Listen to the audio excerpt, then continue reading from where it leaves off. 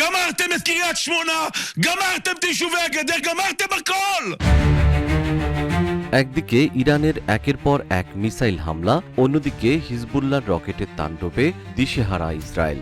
ভয়াবহ এই পরিস্থিতি দেখে নেতানিয়াহুর উপর ক্ষোভ প্রকাশ করে কান্নায় ভেঙে পড়লেন এক মেয়র।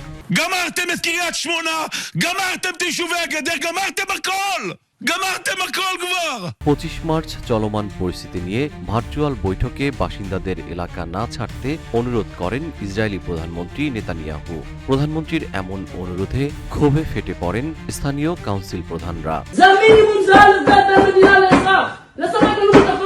এ সময় কিরিয়াত শমনা শহরের মেয়র আভিচাই স্টার্ন কান্না করতে করতে বলেন, 24,000 মানুষের এই সমৃদ্ধ শহরে এখন মাত্র 10,000 বাসিন্দা অবশিষ্ট আছে। পরিস্থিতি এভাবে চলতে থাকলে 1 মাসের মধ্যে শহরটি পুরোপুরি জনশূন্য হয়ে পড়বে।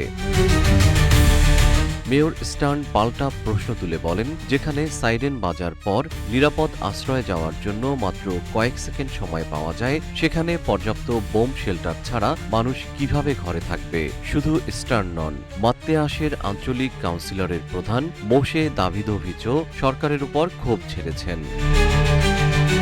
এদিকে দক্ষিণ লেবাননে ইসরায়েলি সেনাদের বিরুদ্ধে গত 24 ঘণ্টায় সীমান্ত ও দেশের অভ্যন্তরে 82টি অভিযান চালিয়েছে লেবাননের প্রতিরোধ যোদ্ধারা। ইরান ও লেবাননের বিরুদ্ধে একাধিক ফ্রন্টে একযোগে যুদ্ধ চালাতে গিয়ে বড় ধরনের সেনা সংকটে পড়েছে ইসরায়েল।